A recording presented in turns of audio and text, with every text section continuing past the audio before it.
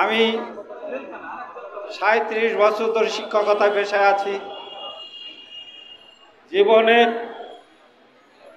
অনেকগুলো সুযোগ ছেড়ে দিয়ে আমরা শিক্ষকতা এসেছিলাম। আর সেই শিক্ষকতা পেশায় বহু চড়াই উতরাই পেরিয়ে আজকের এই পর্যায়ে এসে পৌঁছেছে। আজকে আমরা শুনছিলাম একজন গৃহিণী যখন তার স্বামী সন্তান তার পরিবার ছেড়ে 200, 300, 400 কিলোমিটার দূরে চাকরি করে, তার সংসারের সঙ্গে সম্পর্ক কিভাবে সে মেনটেন করবে। একজন সন্তান তার পিতা মাতা তার আত্মীয় স্বজন এলাকা ছেড়ে 200, 400, 500 মাইল দূরে গিয়ে শিক্ষকতা করছে, আর সেই শিক্ষকতার বেতন মাত্র 1250 টাকা, 12,050 টাকা, 500 টাকা। 12,500 টাকায় আমরা যারা গ্রামে গঞ্জে বসবাস করি, একজন রিক্সাওয়ালা ঠেলাওয়ালা একজন দিন মজুর নিদেন পক্ষে 500 টাকা আয় করে, অর্থাৎ তার বেতন মাসে কম পক্ষে দিদেন পক্ষে 15,000 টাকা।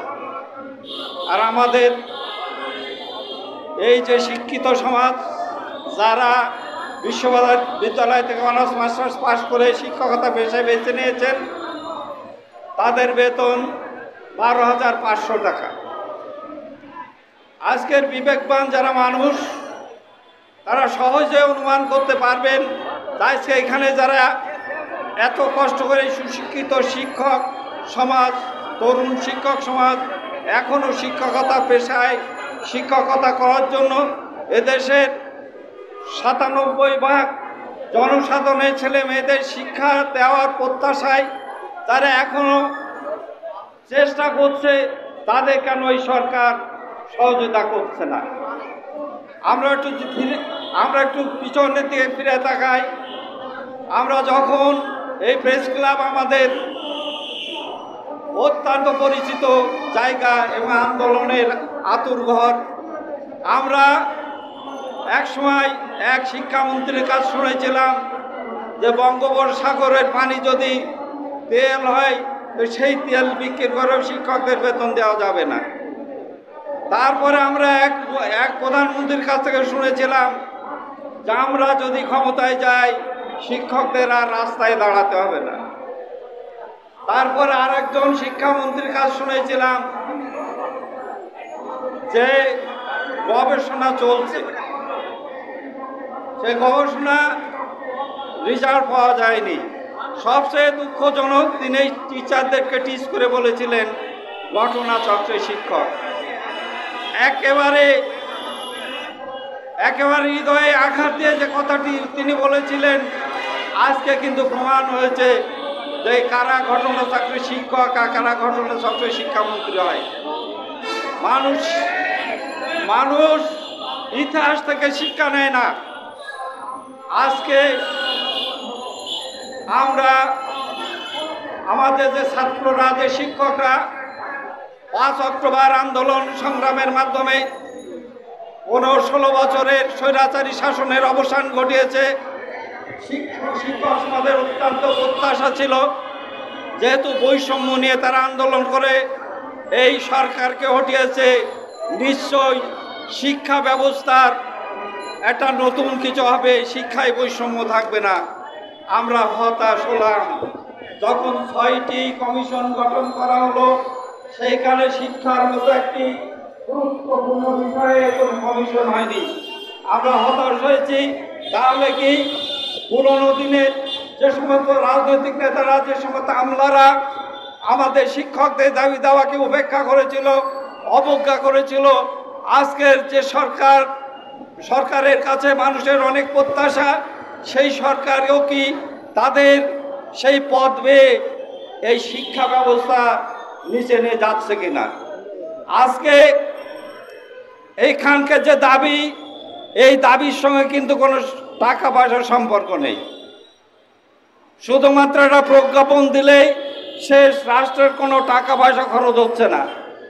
এই সব নিয়ে যে তালবাহানা বিগত দিনে সরকার করেছে, আজকের এই যে তত্ত্বাবধায়ক সরকার তারাও কি সেই পথ ধরে যাচ্ছে এইটা আমরা ভাবছি।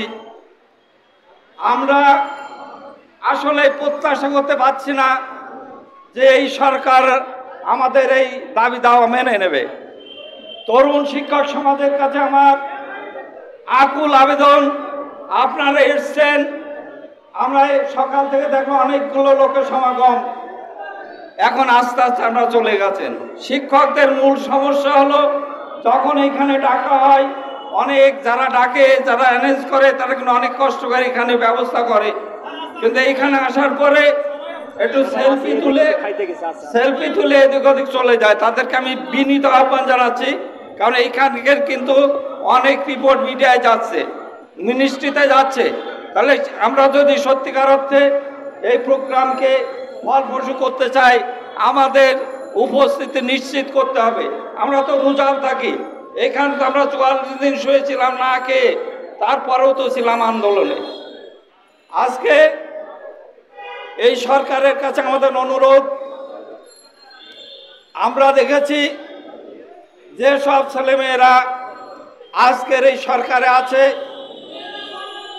যাদের আন্দোলনের ফসল আজকের এই সরকার, সেই সন্তানরা কিন্তু এই 97% শিক্ষকরাই শিক্ষা দিয়েছে। আমরা কষ্ট পাই।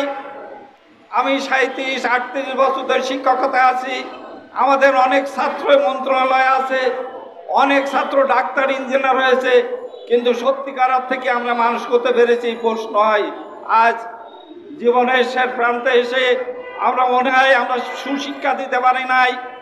কারণ হলো আমার নেতা জনাব জসিমউদ্দিন স্যার ইতিমধ্যে বলে গেছেন, শিক্ষা ব্যবস্থা জাতীয়করণের জন্য টাকা পয়সা সরকার থেকে দেওয়া লাগবে, শুধু ব্যবস্থাপনা করলেই হবে। আমরা অনেক অঙ্ক কষে হিসাব দিয়েছি সরকারের কাছে, কিন্তু সরকারি সে আমলারা সে অঙ্ক জানে কিনা আমরা জানি না। তবে আমি এখানে কণ্ঠে বলতে চাই, আজকে যারা সরকার আছে তারা যদি এই এমপিওভুক্ত শিক্ষকদের সমন্বয়ে একটা কমিশন করে এই জাতীয়করণের যদি দায়িত্বভার দেওয়া হয়, আমার মনে হয় 1 মাসের মধ্যে সারা দেশের সমস্ত এমপিওভুক্ত শিক্ষা প্রতিষ্ঠান জাতীয়করণ হয়ে যাবে। জাতিভাবে একটি সুশিক্ষিত শিক্ষক এবং এই সুশিক্ষিত শিক্ষকদের মাধ্যমে গ্রাম অঞ্চলে প্রত্যন্ত এলাকার ছেলেমেয়েরা সম সুযোগ ভোগ করবে। শিক্ষা মানুষের গণতান্ত্রিক অধিকার, এই অধিকার থেকে বঞ্চিত হচ্ছে দীর্ঘদিন ধরে গ্রামের অশিক্ষিত অর্ধশিক্ষিত লোকের ছেলেমেয়েরা। কিছু শিক্ষিত মানুষ যারা শহর বন্দরে থাকে, তারাই শুধুমাত্র শহরে পড়াশুনো করছে। যাই হোক, আমি সেদিকে যাচ্ছি না। আজকে যেইখানে দাবি, সেই দাবিটা হলো ন্যায্য দাবি, এবং এই দাবি রেখে এসে সরকারের কোনো টাকা পয়সা কিন্তু খরচ হচ্ছে না, শুধু একটা প্রজ্ঞাপন দিলে হয়ে যাবে। আমরা দীর্ঘদিন ধরে ইএফটি নিয়ে কাজকর্ম দেখছি, বহু কিছু দেখছি, অন্তত যেগুলোই টাকা লাগে না, সরকারের এই একটি প্রজ্ঞাপনের মাধ্যমে যেটা সহজ সম্ভব সেটা কেন করছে না, এটা আমার প্রশ্ন। আজকে আমরা দেখেছি এইখানে শিক্ষকদের মাঝে যে প্রত্যয়, এরা কিন্তু একটি প্রজ্ঞাপন ছাড়া ঘরে ফিরে যাবে না। সেই জন্য আমি এই সরকারের কাছে যারা দায়িত্বে আছে তাদের কাছে আমি বিনীত অনুরোধ করছি, আবার নতুন করে 5ই অক্টোবরের জন্ম না হোক। কারণ এই শিক্ষকদের সাথে কিন্তু অসংখ্য শিক্ষার্থী আছে, অসংখ্য অভিভাবক আছে, তারা কিন্তু দীর্ঘদিন ধরে তাদের দাবি দেওয়া নিয়ে পথে আছে, রাজপথে আছে 16 সাল থেকে। এবং সবাই কিন্তু জেনে গেছে যে শুধু সরকারের সদিচ্ছা হলেই আমাদের স্যাররা একটা ভালো ব্যবস্থার মধ্যে যেতে পারে। তাহলে কেন সরকার দিচ্ছে না? এই ন্যায্য দাবি অনতিবিলম্বে মেনে নেওয়ার জন্য আমি আজকের সরকারে যারা শিক্ষা ব্যবস্থার দায়িত্বে আছে তাদের কাছে বিনীত অনুরোধ করে সবাই সুস্বাস্থ্য কামনা করে এবং সবাইকে ঐক্যবদ্ধভাবে এখানে অবস্থান করার আহ্বান রেখে আমার বক্তব্য শেষ করছি।